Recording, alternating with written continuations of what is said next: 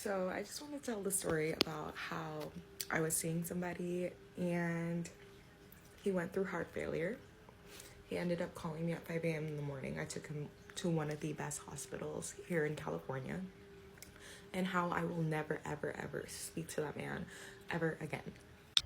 I saw a story time of this beautiful lady saying that she helped her boyfriend as at that time while he was having heart failure. There are a lot of red flags. And what happened is that the guy's family left him and allowed her to take care of him. After she took care of him and made sure that he was fine at the hospital, he was not appreciating it at all. So I'm going to read the story time for you also watch. Then yes, we'll talk about it that later in the video. So I just want to tell the story about how I was seeing somebody and he went through heart failure. He ended up calling me at 5 a.m. in the morning. I took him to one of the best hospitals here in California, and how I will never, ever, ever speak to that man ever again. I feel like there's a good message in this. It's choose you, okay? Girly, choose you. So I took this man to the hospital. We are locked in, okay? 3 days in, I'm there for him, like before and after work. And the third day, I get woken up by the doctor, and the doctor's like, call his family. He is dying. And I called his mom, and she was like, I'll be there in a couple days. And I begged her to come ASAP because he was dying. And the night before she came, his organs were failing, okay? He couldn't consent to a machine. And so I ended up actually consenting for him. He was asked by the doctors, who can consent for you for this machine? And this guy literally woke up, stared at me, pointed to me. Now, I was supportive through and through. I made sure that he got everything that he needed. I picked up his family from LAX, took them to the hospital, took them to their hotels. I did all of that. Now, he got this device called the Impella, and he was on it for 2 weeks while waiting for a heart, and he couldn't find a match. So when he couldn't find a match, he had to be on this device called an LVAD, okay? And if you don't know what that is, so an LVAD device is basically, he had open heart surgery, he had wires placed in his heart, then the wires were extended out from his abdomen and they were connected to batteries, okay? And now for this class, somebody has to be there, okay?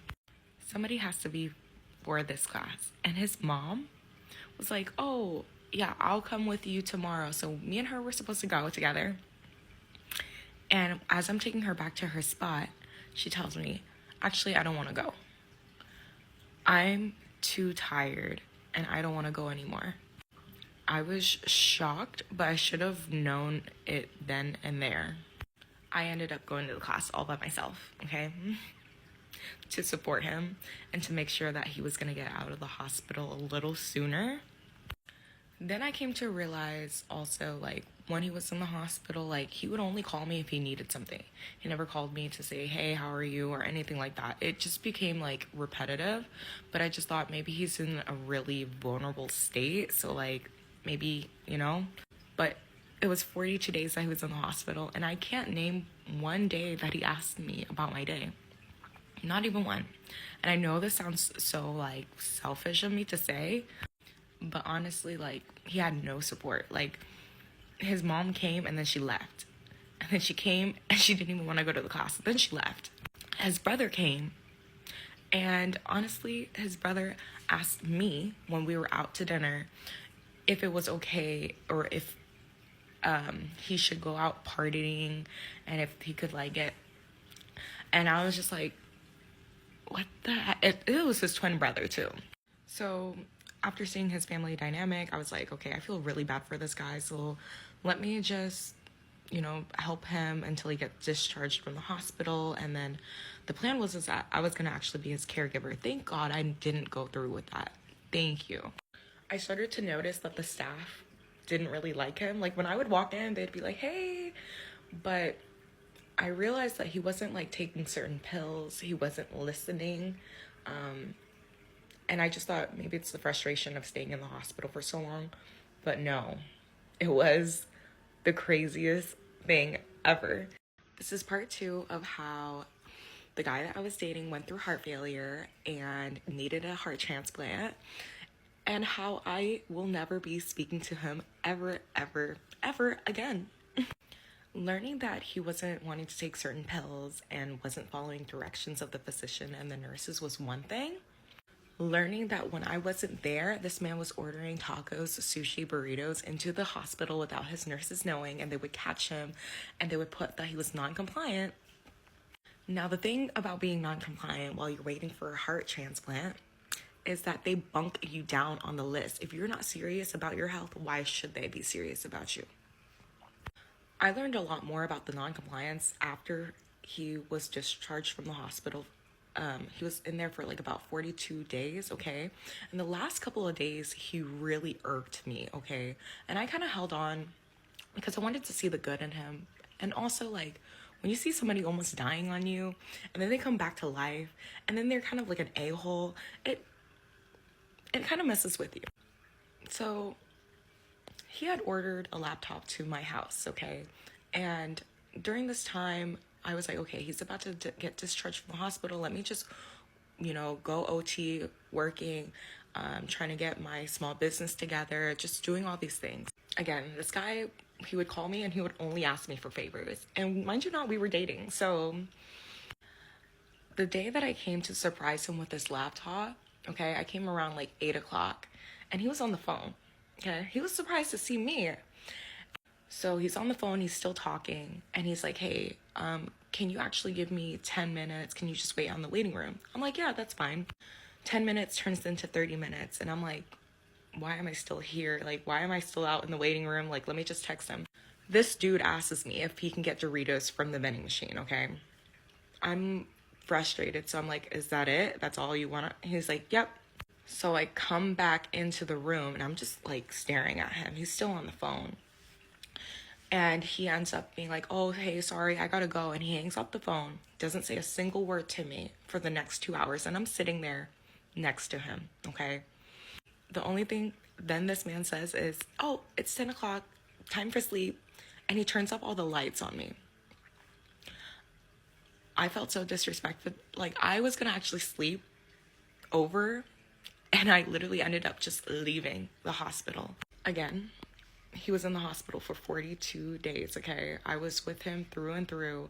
I literally supported him through everything, okay? I was his girl. He told the doctors that, okay? He would call his friends. He would be like, that's my girl, da-da-da, whatever. To treat me like that while I'm sitting there next to him, supporting him, doing things that nobody else would have done. Anybody else, girl, I know people would have ran away once they heard heart failure, heart transplant. So a couple days after that, he got discharged and we went back to his place. And while we were there, the power shuts off. The device that he literally has to be plugged in, okay? When he went over to my place, something told me, girl, look at his phone. Who was he talking to? Girl, it was his ex. He was talking to his ex. Literally the next morning, I drop him off. And I drop him off with a plan in mind, okay? I was never going to speak to this man ever again. And he will never know it. When I tell you days went by and this man never contacted me, never really even wanted to call me or anything like that. His mom was the one to end up calling me because she was going back to Florida. And she thought I was still going to be his caregiver. So I let her know, absolutely not. In the gentlest way, no, because your son is an a-hole. And you need to be responsible for him. He actually ended up sending me this big old paragraph. I never responded to it.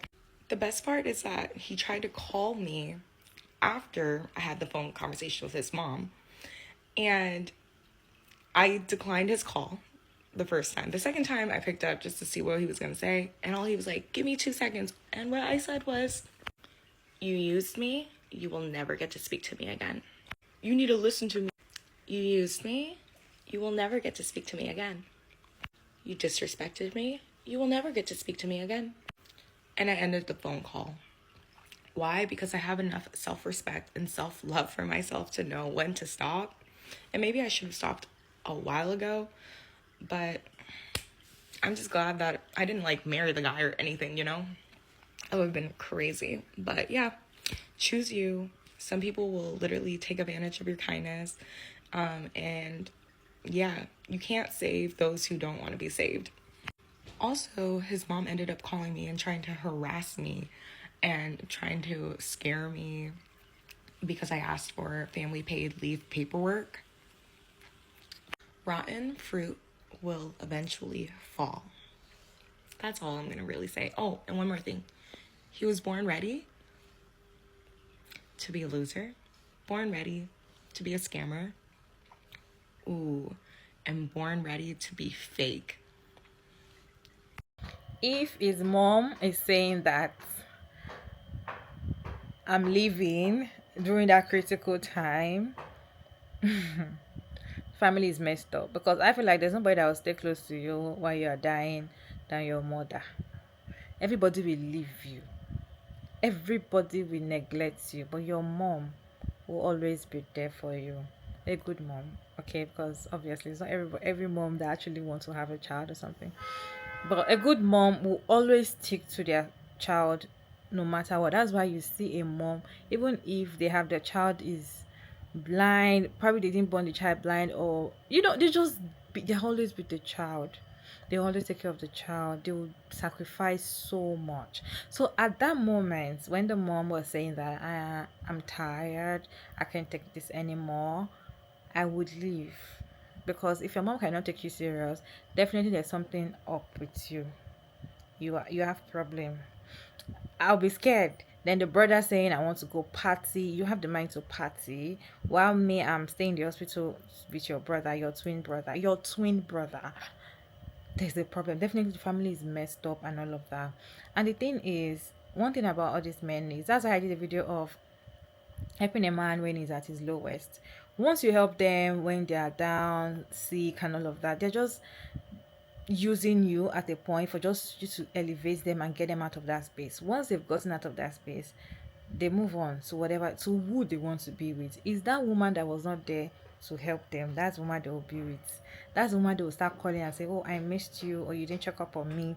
Then you, that you were cleaning the asses, you were doing everything just to make them feel better and feel well, they will leave you, or they'll cheat on you, or they'll tell you, I never sent you, or I didn't beg you to stay.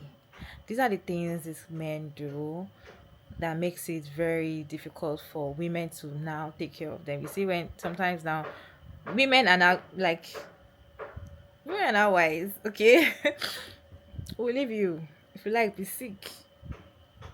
If you're not going to appreciate the fact that somebody is going to be there, a woman is going to take care of you and cherish that moment, they're going to leave you. If you meet women that have woken up, they're going to leave you, and that's it. Anyways, what is your take on this story time? Let me know your thoughts down in the comment section. It's your girl Mara Davis, and thank you so much for tuning in. I hope you enjoyed this one. Please like, share, subscribe, and yeah, I'll see you in my next one. Bye.